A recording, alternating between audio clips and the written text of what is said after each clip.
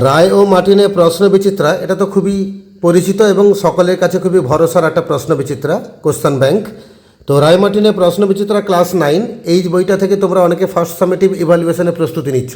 তো তোমাদের সাহায্য করার জন্য আজকে আমরা একটা ইংরেজির মডেল পেজ আলোচনা করব এই রায় মার্টিনের প্রশ্ন বিচিত্রা থেকে। আজকে আমরা আলোচনা করব model question paper 9 Raiganj Coronation High School HS, এটা রয়েছে পেজ নাম্বার 85।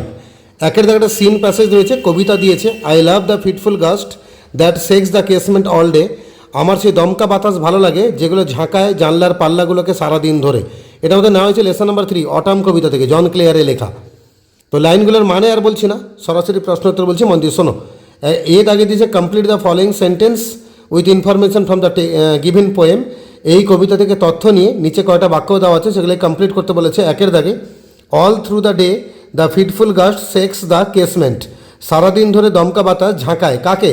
জানলার পাল্লাগুলোকে, কেসমেন্টগুলোকে। দুয়ের দাগে the poet loves to see the shaking twig dance till the shut of eve. কবি ভালোবাসেন সেই কম্পমান ডালাপালাগুলোকে দেখতে যেগুলো নাচে সন্ধে নামা পর্যন্ত। তিনের দাগে the pigeons nestle round the cote on dull November days. ওই পায়রাগুলো তাদের বাসার চারপাশে জড়ো হয়, বাসা বলতে কোট COTE, এই বাসার চারপাশে জড়ো হয় নভেম্বরের সেই নিরানন্দের দিনগুলোতে। আর চার দাগে the cock was ক্রোয়িং upon the ডাং হিল। আর মোরগ তা চিৎকার করতে থাকে ওই গোবর ডাঙ্গার উপরে বা গোবর স্তূপের উপরে। তবে বি দাগে answer the following questions within 25 ওয়ার্ডস। নিচে কয়টা প্রশ্ন দিয়েছে, নিচে তিনখানা প্রশ্ন আছে, তিনখানা প্রশ্নের উত্তর দিতে হবে। একের দাগে what happens to the leaves of the mossy elm tree in autumn. শরৎকালে সে শ্যাওলা মাখা এলম গাছের ক্ষেত্রে কী ঘটে? তার উত্তরে লিখবে the fitful gust takes away the faded leaves and dash them on the lane.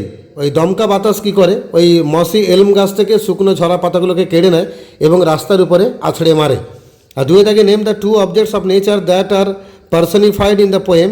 Also mention the 2 relevant words that are use to personify them.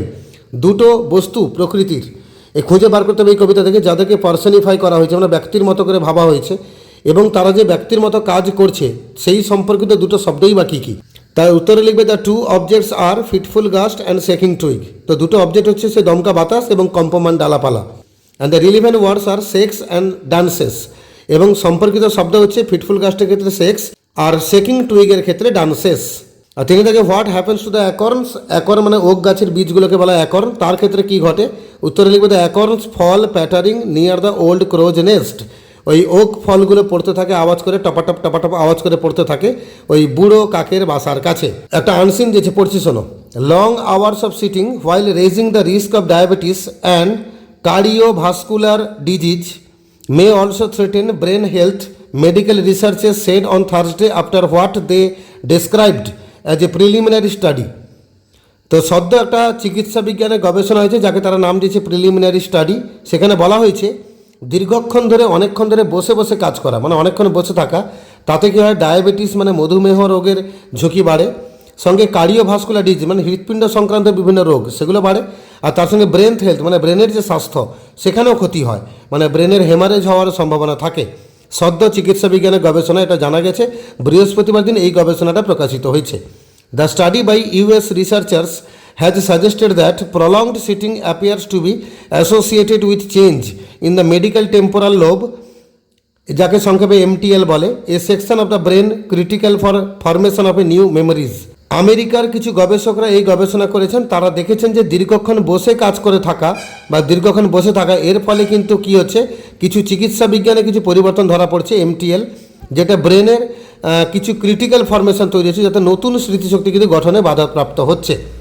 There study have also suggested that, ওনাদের গবেষণা আরও নির্দেশ করছে যে physical activity even at high levels is insufficient to offset the harmful effects of prolonged sitting. দীর্ঘক্ষণ যারা বসে থাকে তাদের যে ক্ষতিটা হয়ে যায়, তাতে পরবর্তীকালে যদি দীর্ঘক্ষণ ধরে তারা ফিজিক্যাল অ্যাক্টিভিটি করেও, মানে হাঁটাচলা দৌড়ানো বা জিমনাস্টিক কিছু ব্যায়াম ট্যায়াম করেও, তাহলে কিন্তু সেই ক্ষতিটা কিন্তু আর পূরণ হয় না। The researchers speculate that thinning of the MTL could be a precursor to memory problems or dementia in middle-aged persons or older adults.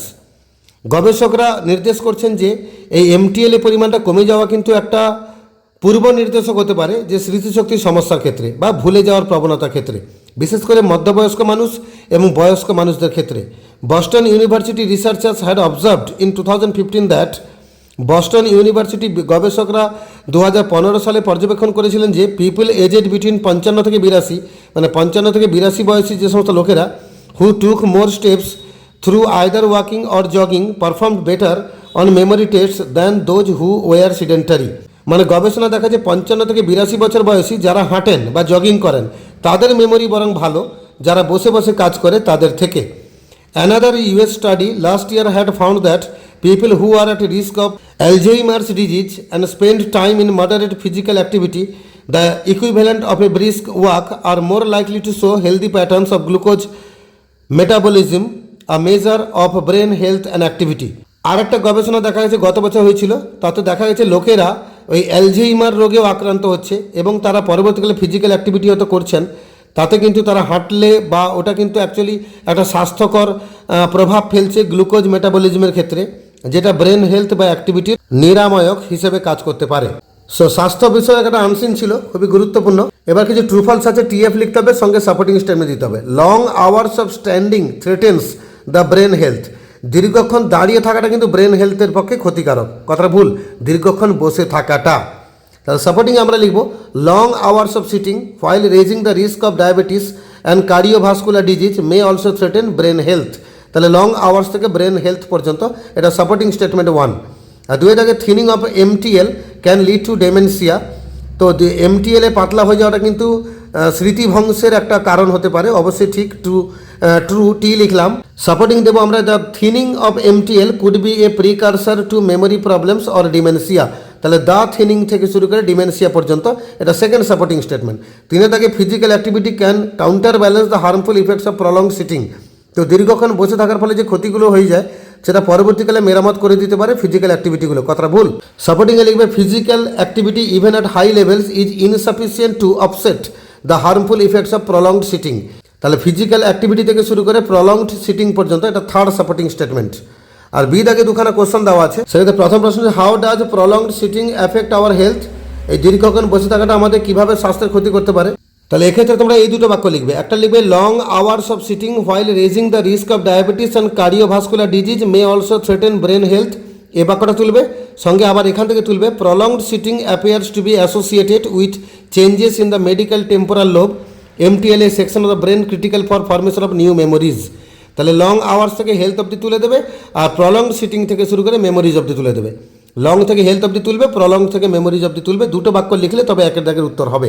আর 2 দাগের question what did the Boston University researchers observe. তো Boston university গবেষকরা তারা কি পর্যবেক্ষণ করেছেন, এর উত্তরটাও বইয়ের line থেকে হবে। উত্তর হবে Boston University researchers had observed in 2015 that people aged between 55 to 82 years who took more steps through either walking or jogging performed better on memory tests than those who were sedentary. তাহলে Boston university থেকে sedentary পর্যন্ত এটা আমাদের 2 দাগের উত্তর। এবার আমরা grammar portion যাবো। 3 দাগে fill in the blanks with appropriate articles and preposition. Article preposition দিয়ে শূন্যস্থান পূরণ করতে হবে। As you lie in bed you watch through the window the moon separating itself from the shadow of the trees. আর 4 দাগে do as directed, মানে ব্র্যাকেটে বলা আছে কি করতে হবে। 1 দাগে the sun shines brightly and the flowers bloom. সূর্য উজ্জ্বলভাবে কিরণ দেয় এবং ফুলগুলো ফোটে। এটাকে সিম্পল করতে হবে। উত্তর হবে the flowers bloom with the bright sunshine. আর 2 দাগে হি ওয়াজ শট উইথ এ পিস্তল, তাকে পিস্তল দিয়ে গুলি করা হয়েছিল। ভয়েস চেঞ্জ করতে বলেছে, তাহলে কেউ একজন গুলি করেছিল তাকে পিস্তল দিয়ে, তাহলে someone shot him with a pistol. আর 3 দাগে the student said sir please allow us to play in the field. এটাকে ন্যারেশন চেঞ্জ করতে হবে। উত্তরে লিখবে the students requested their teacher to allow them to play in the field. আর 5 দাগে phrasal ভাব আছে সারেন্ডার, উত্তর হবে গেভ ইন। রিমুভ উত্তর হবে ডু অ্যাওয়ে উইথ। আর রিজেম্বলস উত্তর হবে টেক্স আফটার। আর 6 দাগে 2খানা সমার্থক শব্দ আনসিন থেকে নিতে হবে। ফোর রানার মানে পথ প্রদর্শক বা পূর্ব নির্দেশক, উত্তর হবে প্রিকারসার। আর impair ability to remember or think মানে চিন্তা করা বা মনে করা বা স্মরণশক্তি করতে অক্ষম, তাকে আমরা ওইরকম রোগটাকে আমরা ডিমেনসিয়া বলি, মানে স্মৃতিভ্রংশ ডিমেনসিয়া বলবো। তো এমনি করে মডেল কোশ্চেন পেপার 9 যে ইংরেজি ছিল তার আমরা সিন আনসিন গ্রামার আলোচনা করলাম। রাইটিং স্কেলে ভিডিও আলাদা করে যাবে। মডেল 1 থেকে 8 ভিডিও আমার চ্যানেলে আপলোড করা আছে, ভিজিট করো, প্লেলিস্টকে ক্লিক করো, ক্লাস 9 ভিডিও বার করো, সেগুলো পেয়ে যাবে। যারা নতুন আছে চ্যানেলটাকে সাবস্ক্রাইব করে রাখো, তোমাদের প্রয়োজনীয় ভিডিও এই চ্যানেলেই পেতে থাকবে।